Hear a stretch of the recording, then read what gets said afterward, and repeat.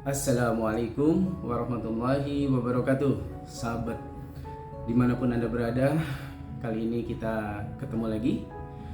Dan untuk kesempatan kali ini kita akan coba membahas masih terkait dengan ketenaga kerjaan atau perburuhan.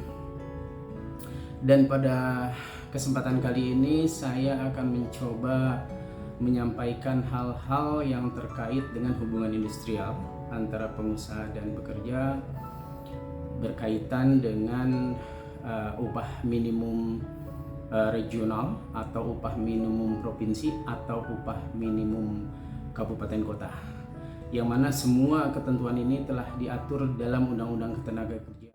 Pada kesempatan kali ini kita akan membahas terkait dengan UMP atau UMK yang berkaitan dengan kemampuan pengusaha di dalam memberikan upah kepada para pekerjanya. Apakah pengusaha boleh atau bisa membayar para pekerjanya di bawah upah minimum? Nah, sahabat semuanya, tentu hal ini menjadikan pertanyaan dan penasaran bagi pekerja. Kenapa demikian? Karena bisa saja para pekerja beranggapan bahwa bila mana pengusaha dimungkinkan untuk membayar upah minimum kepada para pekerjanya ini di bawah apa yang sudah diatur oleh pemerintah, yaitu di bawah UMP. Nah, ini tentunya menjadi kekhawatiran para pekerja, sehingga mereka merasa bahwa nanti kehidupan ekonomi mereka tidak sebanding, tidak sebanding antara apa yang mereka usahakan, apa yang mereka berikan kontribusi kepada perusahaan dengan pendapatan yang mereka peroleh. Baik, sahabat semuanya, sesungguhnya di dalam ketentuan perundang-undangan telah diatur bahwa pengusaha atau perusahaan tidak boleh membayar upah pekerjanya di bawah UMP atau UMK. Mengapa demikian? Karena tentunya pemerintah telah melakukan satu analisa secara menyeluruh, secara komprehensif terkait dengan perusahaan harus membayar upah minimum pekerjanya sebesar angka-angka tertentu. Misal di Jakarta, di ibu kota negara, tentu UMP-nya atau UMK-nya berbeda dengan mereka yang ada di daerah, sebut saja kota Solo, dan juga tentu saja berbeda dengan UMP yang berada di Papua dan seterusnya. Nah, apakah bisa kita katakan bahwa pemerintah melakukan analisa ini benar-benar sudah menyentuh kepada akar yang ada dalam masyarakat terkait dengan para buruh atau para pekerja, atau semata-mata hanya pesanan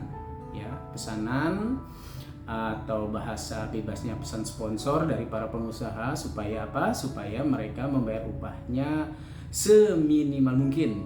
Nah, tentu saja saya akan jelaskan bahwa di sini tidak. Kenapa? Karena sebelum UMP diberlakukan yang setiap awal tahun itu sebelumnya sudah dilakukan satu survei. Survei ini pun secara menyeluruh, melibatkan banyak pihak, dari akademisi, dari tokoh-tokoh masyarakat, dari pemerintahan itu sendiri, dari lembaga-lembaga swadaya masyarakat dan seterusnya. Sehingga apa? Sehingga ketika mereka mengumpulkan sampel-sampel, mengumpulkan contoh-contoh sembako di masyarakat ini, benar-benar harus akurat, harus apa adanya yang ada dalam masyarakat tertentu. Artinya bahwa masyarakat Papua di dalam kehidupannya kesehariannya tentu berbeda dengan masyarakat yang ada di kota-kota besar seperti Jakarta, Surabaya, dan seterusnya. Nah, tentu saja UMP-nya pun akan berbeda-beda dengan yang ada di ujung timur sana, misalkan Papua, atau di Sulawesi berbeda dengan yang ada di kota besar seperti Medan, Jakarta, dan seterusnya. Nah, karena perbedaan sampel-sampel yang ada di daerah-daerah tertentu, maka ini menjadi masukan bagi tim untuk merumuskan berapa besarnya berapa besarnya kenaikan UMP dalam setiap tahunnya. Dan tentu saja tidak lupa juga ini terkait dengan tingkat inflasi di masyarakat dan jenis dari perusahaan-perusahaan tertentu. Misal kalau perusahaan itu sektor tambang, tentu saja berbeda dengan perusahaan yang padat karya, ya, pabrikan, misalkan seperti itu. Tentu saja mungkin pada sektor-sektor tertentu, bagian-bagian yang bisa disebut sebagai perusahaan tambang atau mineral atau hal-hal yang sifatnya lebih banyak melakukan ekspor, ya, daripada untuk memberikan produk-produknya di dalam negeri, ya. Nah, tapi bagaimana kemudian jika pengusaha membayar upah minimum dari yang seharusnya? Tentu saja ini harus melalui berbagai macam pertimbangan. Kenapa? Sang pengusaha bisa mengatakan, daripada kami gulung tikar, daripada kami tutup perusahaan ini dan sama sekali tidak bisa berkontribusi kepada pemerintah melalui pajaknya dan tidak bisa berkontribusi juga membantu masyarakat yang ada di sekitarnya, maka lebih baik kami tetap buka tetapi dengan membayar upah di bawah upah minimum. Kenapa? Karena kalau dipaksakan kami harus membayar upah minimum, sementara kami tidak mampu, bukannya kami untung, bukannya kami bisa berkontribusi kepada negara dengan membayarkan pajak, bukan kami bisa memberikan kontribusi dalam lapangan kerja pada masyarakat, yang ada kami ditutup. Nah, mana yang lebih baik? Bisa saja pengusaha menyampaikan hal seperti itu kepada pemerintah atau kepada masyarakat. Nah, sekarang tergantung dari masyarakat pekerja yang ada di perusahaan tersebut. Apakah masyarakat pekerja bisa menerima pembayaran upahnya? Ada dua golongan yang bisa muncul dalam masyarakat pekerja di perusahaan tersebut. Pertama, mereka bisa menerima dengan asumsi bahwa ya sudah, daripada kami tidak bekerja, lebih baik kami masih bisa bekerja, masih bisa memberi nafkah kepada keluarga kami, walaupun mungkin saja cukup atau tidak cukup. Yang masyarakat golongan kedua dalam perusahaan tersebut bisa mengatakan bahwa kami tidak mau.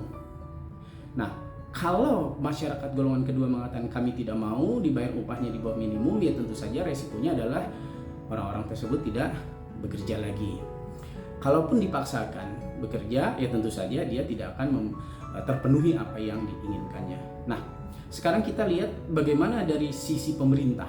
Apakah pemerintah tetap akan memaksa perusahaan atau pengusaha untuk membayar sesuai dengan apa yang telah diatur oleh pemerintah? Nah, tentu saja selain daripada ketentuan perundang-undangan yang telah ditetapkan bahwa pembayaran minimum itu harus dibayar sesuai dengan ketentuan, tidak boleh dibayar upah minimum di bawah itu.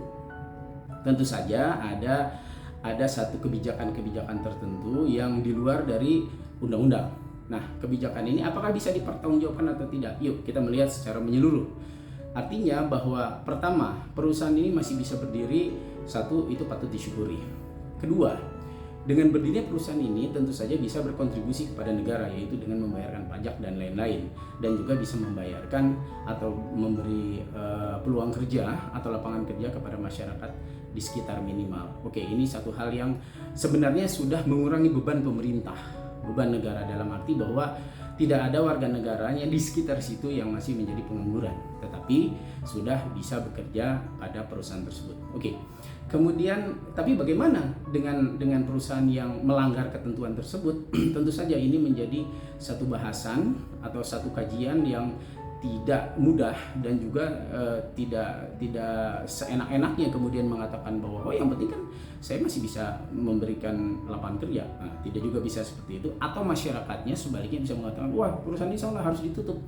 Kenapa? Karena dia bayar UMP-nya di bawah minimum, upah minimum pekerjaannya ini. Nah, kalau ada pekerja yang mengatakan seperti itu, ya pekerja itu berpikirnya pendek. Kenapa? Karena hanya semata-mata melihat aturan yang ada bahwa pengusaha tidak boleh membayar di bawah upah minimum. Tetapi mungkin saja dapat kita duga bahwa masyarakat tersebut lupa bahwa dengan dipaksakannya pengusaha membayar upah minimum, akhirnya karena tidak mampu, perusahaan itu bisa saja tutup, bisa saja bangkrut, ya, kemudian tidak beroperasi lagi. Kalau sudah tidak beroperasi lagi, yang dirugikan selain si pengusaha juga adalah si pekerja yang notabene ada di sekitar lokasi itu.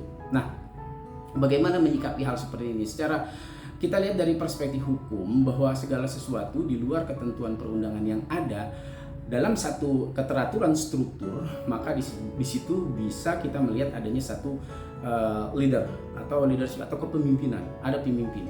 Nah, pemimpin di sini dipimpin dalam satu pemerintahan daerah tertentu, katakanlah bupati atau gubernur atau wali kota, itu bisa memanggil semua pihak, ya, dari pihak pemerintahan itu sendiri, kemudian dari pihak pengusaha dan dari perwakilan dari pekerja. Bagaimana untuk menyikapi ini? Bagaimana untuk mencari solusi ini? Duduk bersama, kemudian dicarikan solusi yang terbaik buat persoalan ini. Nah, tentu saja di sini sementara singkirkan dulu peraturan perundang-undangan, bukan berarti tidak menggunakan itu, tapi sementara disingkirkan, buka hati, buka wawasan, buka hal-hal yang terkait dengan apapun dalam pembicaraan, fokus ke sana, bahwa yuk bagaimana ini menjadikan UMP tidak memberatkan pengusaha tapi juga tidak merugikan bagi pihak pekerja.